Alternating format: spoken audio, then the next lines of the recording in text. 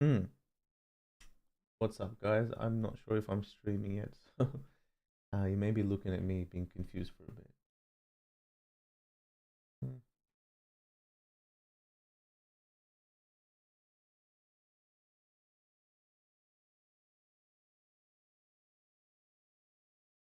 Hmm. Looks like I'm streaming. Am I streaming? What's up, guys? I'm not sure if I'm streaming yet, so you may be looking at me being confused for a bit.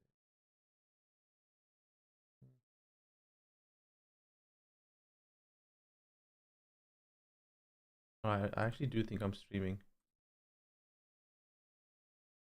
Hmm. Looks like I'm streaming. Am I streaming? What's up, guys? I'm not sure if I'm streaming yet. I am streaming. Hey, Ian. Trying to figure out if this thing's working or not. So obviously it is. For watching, trying to pull it up. I actually do think I'm streaming. Ah, here we go. All right. Looks like I'm live, but I'm echoing. I need to mute this one. All right. Yo, wow, been a while, hasn't it? Last time I streamed, it's been 2 months, and I actually put a NFT live banner saying I'm back, and that was August 17th, and it's been exactly 2 months. I'm like shocked at how fast time goes. You know, you decide to do something, you're like, oh, maybe I'll get back onto it next week, and then boom, 8 weeks go by. Ian, what's happening, my man? What's up? We are looking at you being confused. I am confused. Actually, I didn't know I was streaming, so I haven't streamed for so long. I forgot which window to put up to show that I'm streaming. So I had to like YouTube's a little bit complicated now. Maybe just I haven't streamed for a while. How do I say that name? Martins. Martins, hi there. Carmelo, NFT, Ayo, what's going on? Yeah, guys, I thought I'd just put out a I don't know, a bit of a YOLO moment, to be honest. I was like, I haven't streamed for a while, Maddie. What I normally find is if I try and like plan things and say, all right, Maddie, Tuesday exactly this time is when you're gonna stream. Rarely does it happen. I'm just like the type to if I have an idea, the most effective way I found for me to do it is to just be like, all right, let's just do it. Let's put a tweet out and just do it.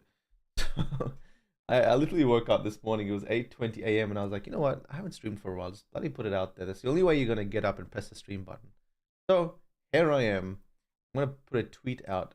Give me a second.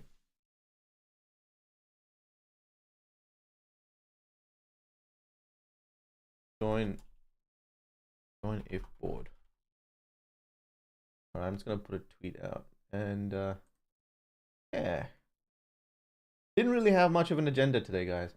So here I am. I just realized that. Oh, is this a new feature? That on the bottom left of my screen, or the top left, that on Twitter, if I were to click the link, it actually live streams right on YouTube on Twitter now. So if I go, oh, that's because I press play. Is that new? I just realized that wasn't before. Usually it goes straight to the link. Is this a new feature? Never mind. Never mind. Yeah. So today, guys, no real agenda. All right. I actually just wanted to get up on YouTube and go through maybe some NFT projects, go through the health of the NFT market. Just talk about what is going on. Like it's been a while. OpenSea, I keep seeing projects that I do not recognize. They're sort of new. Um, Hopefully the voice is working fine. Yeah, I see new projects that I haven't seen for a while. Definitely some that keep popping up, like ENS domains. Geez, that's been around for 6 years now, almost 5 years. Every now and then I see some OG projects, but a lot of new ones, and a cross between Solana and Ethereum. I haven't really been investing too much. Mostly been just watching the market. And what I found is sometimes there's some phases of the market that you invest, some phases of the market you just don't do anything. You just watch. Want to see how things play out. You let time go by so you can make a better decision. Let me talk to you guys for a sec. It's been a while. Jeez, who else is here? Turkey. New name? Soup. How's things up? Soup. NFT Addiction Helpline. Good morning. Good morning. Haven't seen you for a while. Good to see ya. Has Maniac. Morning, mate. Hope you're well. You too, my friend. Down market ducks 420 ETH in volume in just one day. What you think? Is it a new project? If it's a new project, I usually wait for like week 2. We just launched our own marketplace on our own chain. Sturkey says we could use more beta testers. Nice, nice. Still people launching projects. Yeah, last I don't know. The bull market sort of ended. I feel Jan, Feb, March, April, May, June-ish. It started to get a little bit quiet. So I think heavy correlation between the price of Bitcoin.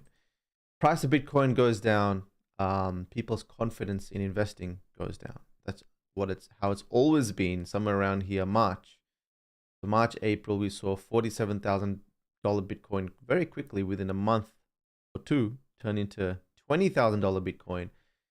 And it's this concept of sort of risk on, risk off. People, are a bit risk on when they've got some extra cash flow. When your Bitcoin stash has gone from $10,000 to $50,000, obviously it's you're going to spend a little bit more. It feels a bit more like play money. It's not your hard-earned money there anymore. You're up 5x. You're going to spend a bit. The heavy correlation between the bear market of crypto and the bear market of NFT land. What I've personally found is NFTs go really, really, really well. I hope my screen is clear. On my screen, it's coming a little bit blurry. Okay, hopefully it's not blurry for you guys. Yeah, because I'm here. Yeah, what I've normally found is if NFTs usually have the best time of their life during this phase here. You see this phase here? This is called traditionally the accumulation phase for Ethereum. It's what people have called the bear market traditionally for crypto. But for NFT land, what normally happens is it just clears out all the noise. A handful of projects that are building, whether they're OG or the new ones, start to get identified. The money starts to concentrate on those handful of projects. Those handful of projects start to deliver on what they promised, because now they've been up and around for 2-3 years, some of them. And suddenly there's a lot of innovation. There's concentrated capital. 1 or 2 of them boom, and suddenly people start to pay attention, and you start to get this sort of action. So from the depths of nothingness comes a bit of a spike, then some momentum. Yes, it goes down again, but hey, people are starting to pay attention. The next time it happens, and boom, you get one of these. So for me, NFT periods have been the most interesting during these periods. So right now, we're sort of at like this downward spiral where we don't really know how low things are going to get. Once that floor has been sort of established, and the majority of people have left here that were in here just for a short 3 to 6 months. But people that are left here are the creators, the developers, the people that do keep touching base every day because of pure interest and joy. When they're left, then the purchasing starts to become more sustainable, and we get one of these big things. So yeah, I hang around. I find that time in the market is the most valuable thing. You start to recognize you're not supposed to be making money every day. It doesn't work like that. Business doesn't work in the sense that you're making money, you're progressing every single day, you're killing it, right? Sometimes it just feels like nothing's happening. That's just how it is. Sometimes when nothing's happening, you try your best to stick around and find what's going on. And then sometimes you start to feel the energy, right? You start to see the innovation part of things. So for example, last time, I remember when Uniswap came around, Uniswap data. I remember when Uniswap was starting to really prop up, and we were starting to see this TVL, total value locked, I believe that stands for, start to increase. So Uniswap was a very new concept, the concept of, breaking the business model of an exchange down and making people that pool their money in earn revenue, and then you could trade without using, without signing up to a coin spot, or without signing up to Binance. You could trade direct Ethereum to Mana or Mana to Sand or whatever you'd like. That whole concept without signing up to an exchange was very, very new. And back in the day when it first started, it was very small. It started to see some momentum. So May 4th, 2021, somewhere around here, May 9th, 2021, you could start to see this momentum increasing. I wonder if there's a way, is this the last 24 months? How do I zoom more out here? Yeah, you could see this happening, right? So Uniswap came about, and because you were in it, you could see this thing go from nothingness to, holy shit, people are using this, to, whoa, this thing is really growing month on month. It's going from $10 million value locked to 20 million. This is a lot of people using this. You're starting to use it. I started to use Uniswap. And when you start to use these new products like Uniswap, you're using OpenSea regularly, you're collecting art quite regularly, there's this new suite of products that you are using and this community is using. Well, then suddenly it becomes this bubble waiting to explode in a good way. And that's when the bull run happens, right? So for me, it's like, well, hanging out into this space and seeing what's changed. I'll be honest with you guys, nothing's really changed in the last 6 months. There's still the promise of Metaverse. There's still the same sort of NFT projects rolling out. Not much is going on, just people really active and loud on Twitter. There's some Twitter spaces that are exciting to listen to see what's going on, but nothing really revolutionary. I can't really see a reason for the NFT bull market to come back, because nothing new is in this space that will excite people about the future. People come into this space in 2021. They came in because it was like, holy shit, NFT art might be as big as real world art. Holy shit, gaming seems to be blowing up, and then Axie Infinity went up and did its thing. So, there needs to be that innovative energy that is changing the landscape. Something needs to be completely different, and that's why I think wallet chat's going to be really important, because suddenly you can communicate more regularly with people. I think a space like Decentraland and these products that have promised the metaverse, they need to be way less laggy. There needs to be like 20,000-30,000 people frequenting them daily. You need to start seeing that sort of momentum till I believe that the whole bull market will come back. That's on the NFT side. That's on the product side of things. Another way a bull market comes back is if Bitcoin and crypto just goes nuts, right?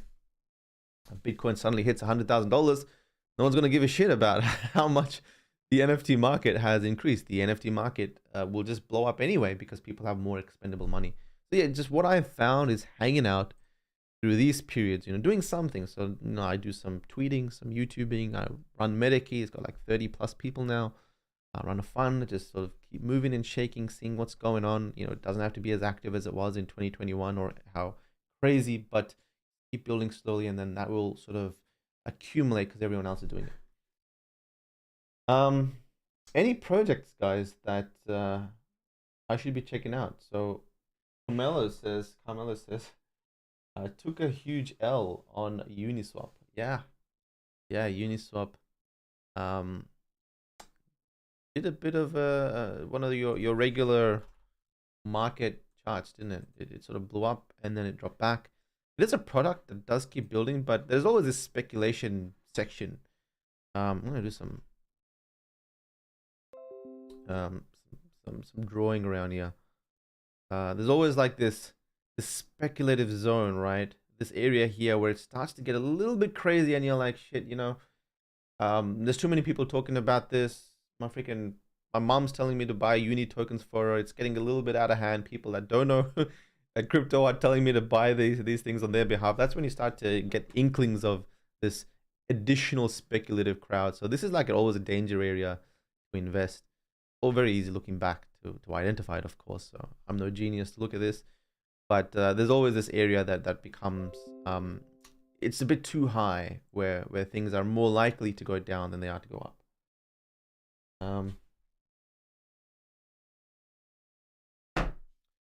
It happens all the time with especially with Ethereum, right? Even with, let's say, even mana tokens, or even Decentraland. Like there was this massive blow up about, holy shit, Decentraland, this whole decentralized virtual world. You guys know me, I'm a big Decentraland fan, right? Big Decentraland fan. It was my first love. That's what I did back in the day. I just traded Decentraland land like a maniac.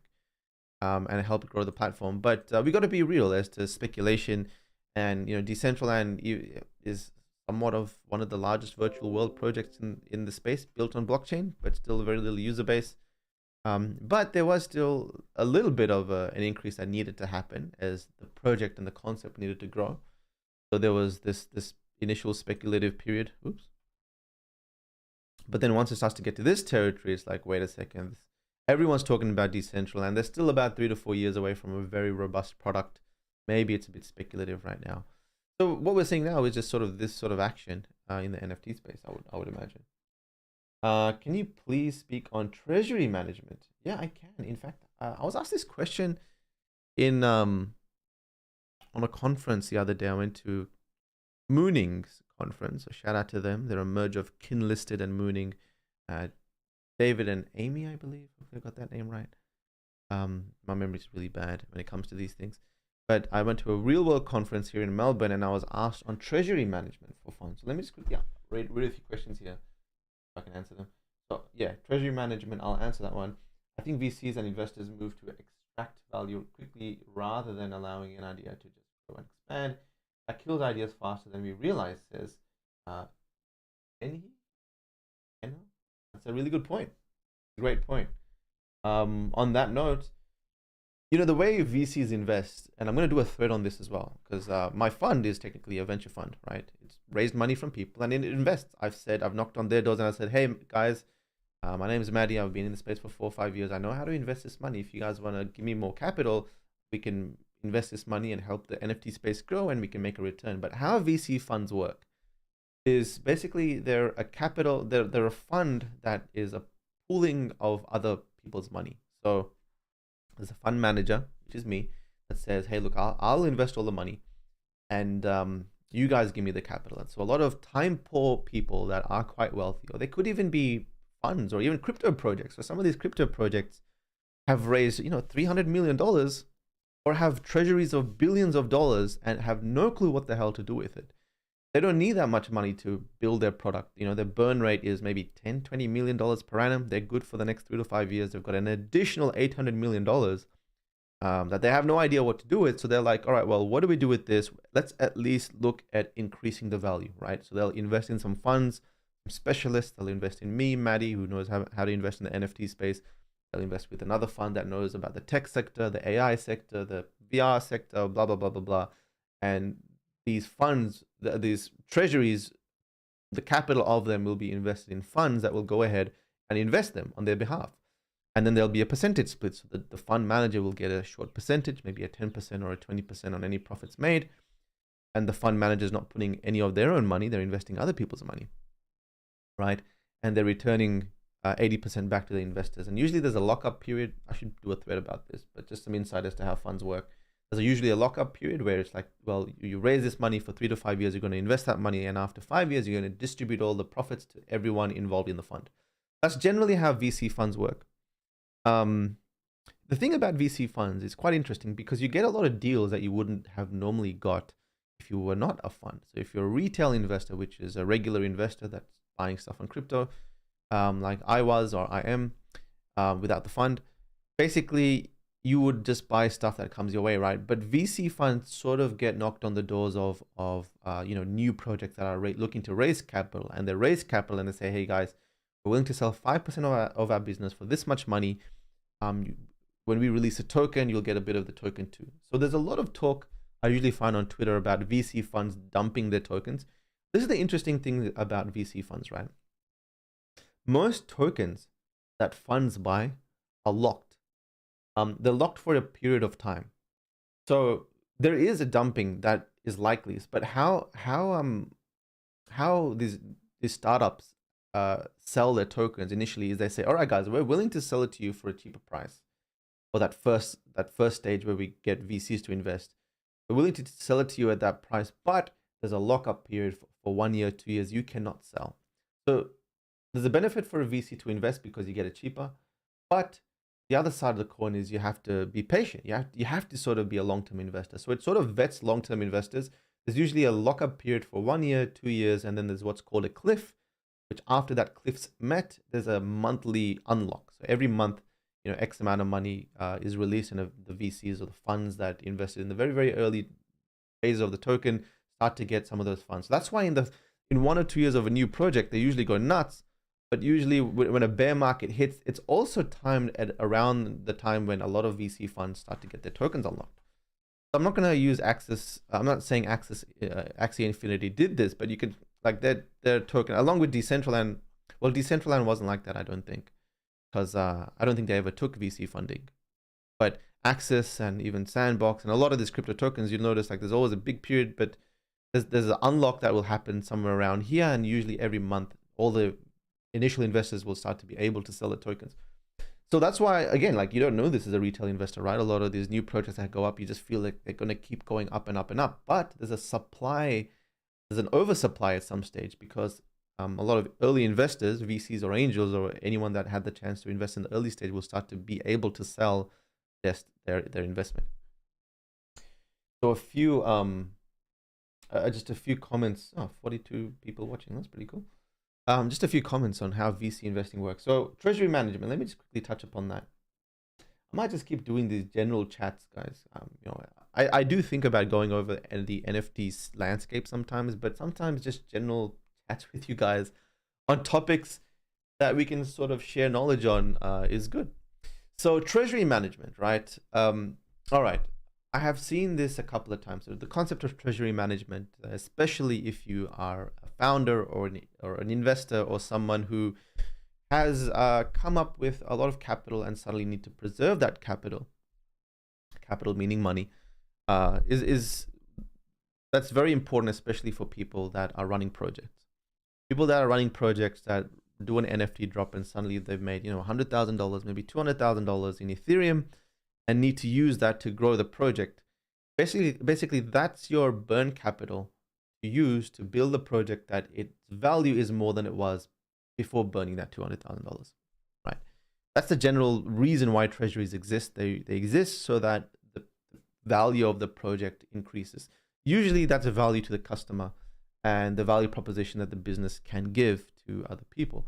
And usually that's measured by the NFT floor price, as harsh as it is, that's the fact that no matter what you build, it'll always come back to, well, what's the NFT floor doing at the time? But treasury management itself as a concept, preserving that wealth is super, super hard in crypto, right? There's people that sell, $100,000, like I said, in Ethereum or crypto, and then they ask, well, let's just leave it in crypto. We believe in this space. We're going to believe in Ethereum, and that's going to double, triple, and suddenly we don't need to raise more funds. We can go on and build, a great project with $1 million. Let's do that. Personally, how we've done it is have a split. Now,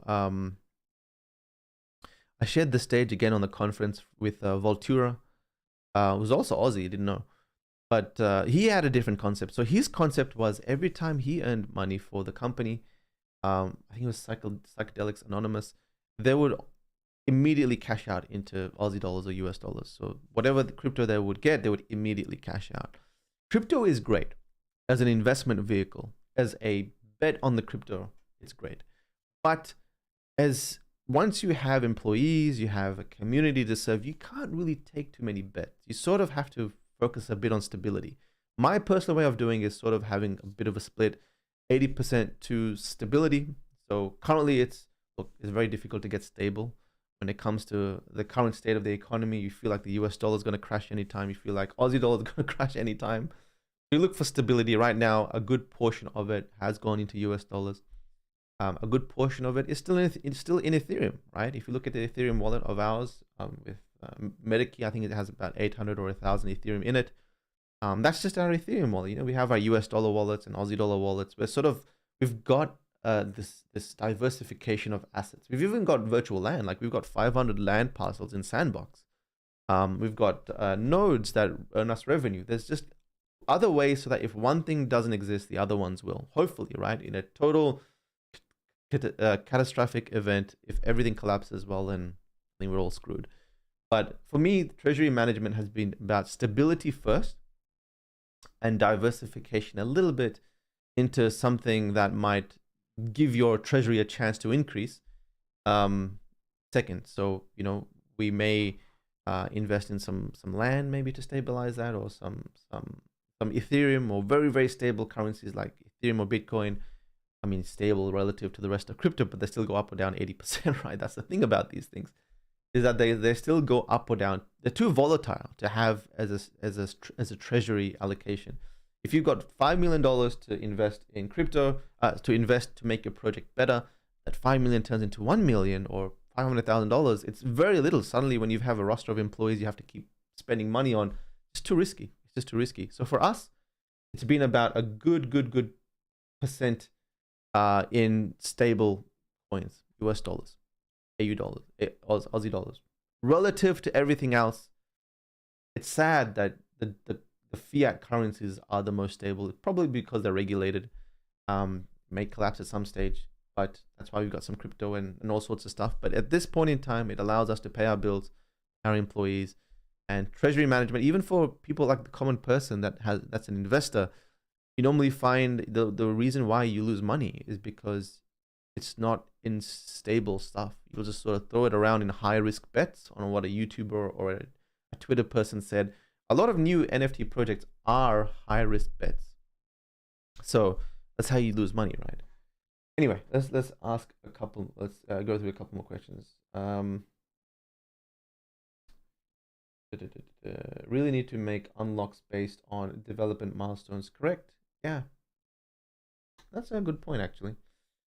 I guess that what that does is it forces the investor to believe even more on the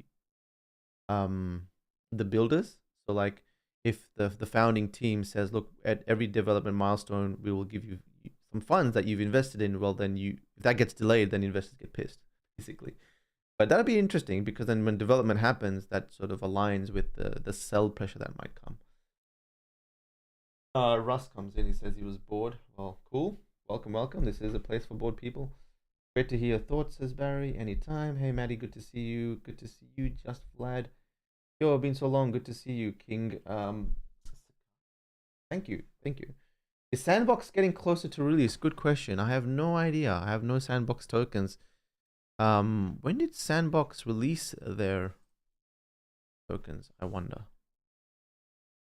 When did they first do their public sale? Usually if they've gone public, then a VC round has happened, within the 3 months prior. So they went around August 2021. So it's been 2 years. It's been more than 2 years since they went public. So I would assume that many of the tokens have been unlocked, if not at least halfway through the full unlock. So maybe that's, again, it lines up perfectly. If you think about it, 2020 is when the boom happened, right? Then 2021, so a year or two from now is when a lot of these tokens will start to unlock. Of course, Bitcoin and Ethereum getting wrecked doesn't help. Hey, Maddie, good to see you, mate. Do you see Decentraland adding VR as the next catalyst for next leg up, asks Matt. You know what? You guys want to see the original trailer for Decentraland? Who's seen the original trailer for Decentraland? This is the reason why many people invested. Look at this. Let me unmute this. You know what? Oh, you guys want to see the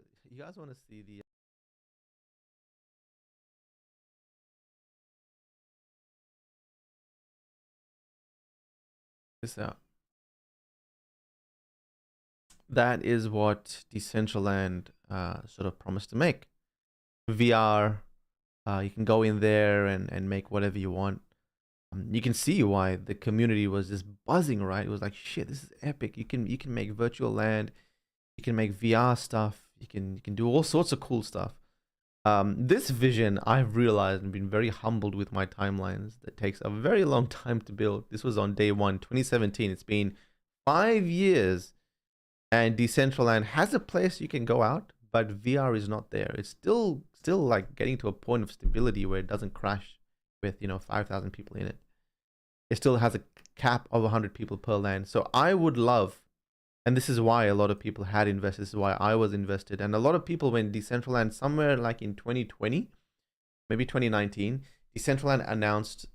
They didn't even announce, actually. They just subtly. It was a subtle comment saying that, hey guys, we're going to sort of move away from VR as a priority right now. We're going to build out the thing first. The world's going to launch. It's not going to be VR. And later on, we'll bring it in VR. And a lot of people were very pissed. In fact, I think 30% of the community went away. And this was at a time when a lot of crypto community had already gone away. So this is the vision that was sort of promised that people invested in. Again, it takes it time to realize a lot of this takes much more longer than you originally envisioned. Do I think VR will be the next leg up? I think VR is going to be epic in places like Decentraland, etc. But here's an issue with VR, right? The real issue with VR, one, the good thing about VR is it's a bloody beautiful experience for the majority of people. It is things that immerse yourself and gets you to utilize senses that you traditionally wouldn't. I remember a very long time ago doing a roller coaster in VR, and I was like, holy shit, my stomach is moving into my heart and my brain is going fuzzy because the whole thing is simulating a real roller coaster. And every feeling I had with a real roller coaster, I was having sitting on this chair that was just tilting like this. Only because I had VR glasses in. That whole thing was happening on VR, and I was like, shit, VR definitely is the future. The problem with VR though is it's not expensive. It's just not achievable. It's too heavy of a headset to put on your eyes like that. And when you put it on your eyes, many people have headaches and it doesn't work for them. 3 or 4, when you put it on, you're actually disconnected from everything in the IRL world. The reason why we use our phone or our computers is because we can hear when our family's calling us, we hear notifications over here or there, or we have to keep an eye on our kids. I've got a 1-year-old, I can't be in VR. I've got a 1-year-old, I have to watch the 1-year-old. So I can be on a computer, but I can't be in VR where it's either VR and full 100% immersiveness or the IRL. So there's those things that need to be solved. I truly feel that when VR is really just glasses that you can get in a McDonald's Happy Meal, and everyone can get their hands on a VR and you can jump into an experience like this within 3 seconds of a link click on Twitter. I don't know how long away that is, but when that happens, this is going to be where we're all going to be living, I would think. But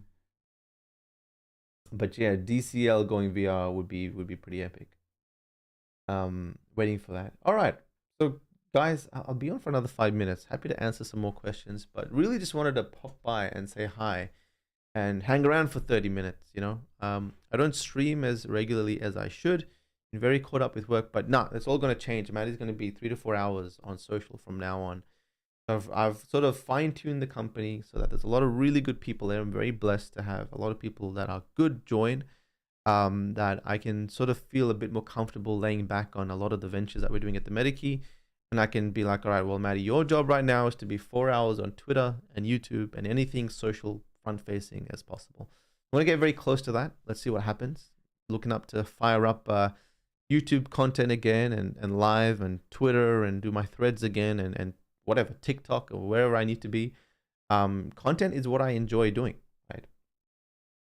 Content is what I've found. So I've been reading a lot of books recently. There's this guy that coached Brian Armstrong. Was that his name? Brian Armstrong from Coinbase. Brian. Anyway, there's this guy called Matt Moshari, I believe his name is. This fellow over here needs to get a lot of credit. He coaches a lot of really big CEOs, right? I'm talking about the CEO of Coinbase, the CEO of Reddit, the CEO of massive corporations he coaches. And you know what's crazy? He does it for free. He coaches for free. So his philosophy is, this guy over here, his philosophy is, and if you watch there's some really good YouTube content on Matt Moshari, and he's done a podcast with someone. Watch that. It's about an hour long. And his sort of philosophy is, if you really don't like what you're doing, you either outsource it or you don't do it at all. The moment you're doing something and you don't like it, you freaking move, right? I don't want to reword his whole multi-step process to managing company well or whatever, but a lot of really big CEOs, even in crypto, use his advice. But it's very good on self-development. So watch his stuff. But what he mentioned before was if there's this zone of genius that every person should be working towards getting to. The zone of genius is when you're doing activities for the day, and you are it's activities that you are super passionate about, and because of that passion, you are killing it at that set of tasks. And usually we don't find this with traditional working, because in traditional work, where you usually go over there, we have to say yes to whatever work is given to us, whether we like it or not, we do it. Rarely do we excel at it because we don't really enjoy it. And this is the majority of people. And if you have a job that you truly enjoy, kudos to you. You're very blessed, and you know, lucky you. Good on you.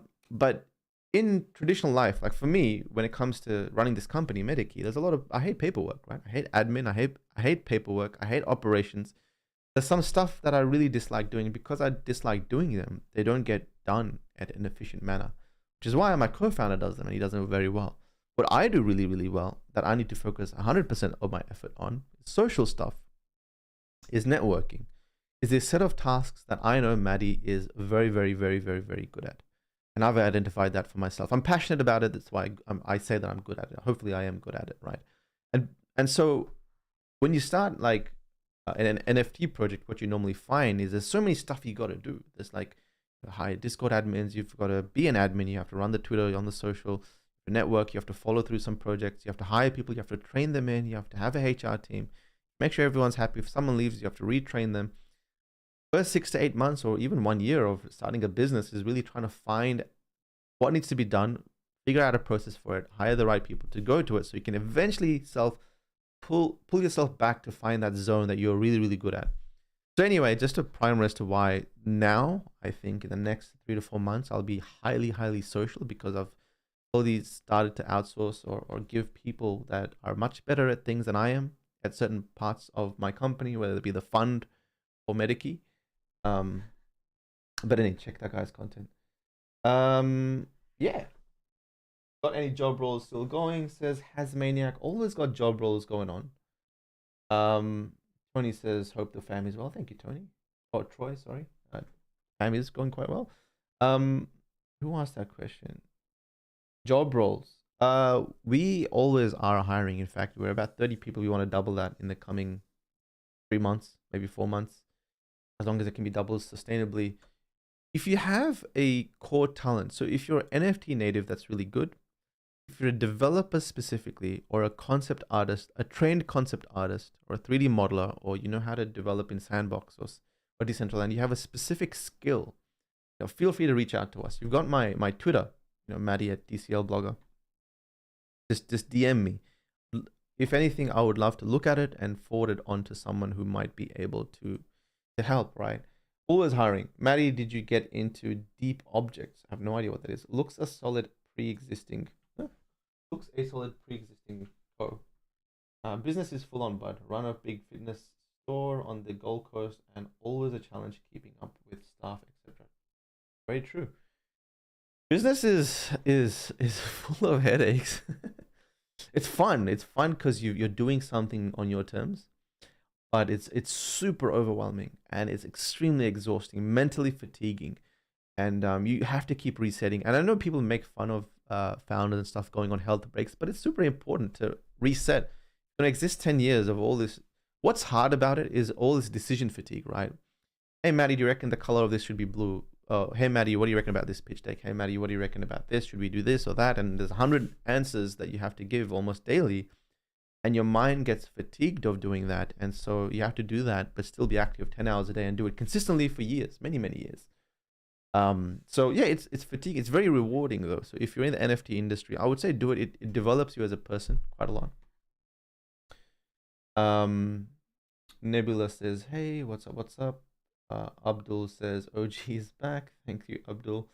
All of you guys are going to be OGs in the next bull run. That's pretty cool. Yeah, guys, so I honestly just wanted to be around for a few minutes. I want to start doing these on the daily again. Twitter Spaces I've considered, but I just like going through content on streams and asking you guys what's going on, and then it's a bit better of a back and forth. Maybe I'd jump on Twitter at some point and start doing some spaces. But let's start doing these again. I started at 9 a.m. Melbourne time. How does that time look for you guys? I'll either start at 8 a.m. Melbourne time or 9 a.m. So 1 hour ago, 2 hours ago. Let me know if these times work for you guys. I'll experiment. It'll probably be maybe just Tuesdays and Thursdays or something. I'll start streaming. But eventually I'd like to go daily, and I'm probably going to do them for about 20 to 30 minutes. One thing I'm excited about, I'm going to end with this, is what's it called? Artifact Studios. Artifact Studios have said they're gonna do some sort of pet thing, some sort of pet drop, and if you have a Clone X, you're getting them for free, I believe. So super excited about Project Animus. Animus. I've got about 65, maybe 70 Clone X's, so I'm gonna get a ton of these. My luck on NFTs is really bad. I've opened up 100 Clone X's, and I got the highest DNA I ever got was a freaking robot. I was so pissed, but I was happy, I was grateful, but at the same time I was a little bit pissed. So I'm probably not gonna sell my eggs. I'm not gonna open my eggs. I'll probably just hold them or maybe just sell them or something. I'm always bad with luck when it comes to opening this stuff. I've honestly never won anything. It's always just me working at it or buying it. So I've accepted that. 8 to 9 a.m. is good. 8 for pre-work crew maybe better. Yeah, 8 a.m. is good because like a lot of UK people, 8 a.m. Melbourne time is their 11 p.m. ish. So I do want to hit the UK crowd or the Europe crowd. Abdullah says, good on my side. I work at a studio making 2D animation, and by night I freelance and do arts. Nice. That's a nice balance. Nice balance. You know, freelancing is I feel like every single human being needs to do freelancing. There's a lot of people that are like, no, work is the only way, or full-time job is the only way. But freelancing really does open the doors to do things that you would like, and you'd be very surprised what work you can do around the world that people would want. You know, people would want, you know, people cleaning out of your backyard, or even engineers. What I found the other day is what I used to outsource was exam papers. So I would, for exam papers during my uni, I would get like all these test exams, but I would have to find the answers myself. But I would just outsource it to some math person who could give me all the exam answers with the workings out, so I could use that and be way more efficient at doing my studies. So you'd be very surprised at what people would freelance out to. Anyway, yo, it's Primal Cypher. What's going on, man? It's been a while. Primal Cypher, shout out to you. Primal Cypher's been an OG artist in the NFT space for at least, I don't know how long now, 3-4 years maybe more. Yeah. Chris says, great vid. Yeah, all right, guys. Well, again, I honestly just wanted to hang out for half an hour. Me being me, it's been 45 minutes now. But hey, let's sort of do this regularly. Maybe I'll be back tomorrow, the day after, but I will tweet on Twitter as to what I'll be doing, right? Finally being able to set up the back of my wall. I just had it repainted, so I'm not sure if you guys knew before. I had dark gray walls, not sort of like mid-gray walls. Now it's white, and I've got the Ferocious shoes back up. It's got more space for any other physicals that I might put up there, so I might do that. 3 years, says Primal Cypher. Yeah, very cool. All right, guys. Catch you later. Thanks for coming. We'll be back on maybe tomorrow, all right? I'll put a tweet out there. 50 people watching, so it peaks now when I'm about to go. If you just join, again, guys, I'll be tweeting, streaming way more regularly nowadays, now that I've been able to outsource a lot of the work for Medikey. And tomorrow I might be on. I will tweet about it. So thanks for joining. I probably will be doing my streaming for about 30 minutes a day. I don't want to talk. I don't want to do too much. Streaming is very exhausting. I need to reserve my energy for the rest of the day. So about 30 minutes, quick stream about the NFT industry, a couple of Q&A back and forth, and let's keep doing that. Maybe I might start Twitter Spaces, etc. But here's to starting a little bit more regular with content. Thanks for joining me on the first stream of this next phase. Take care.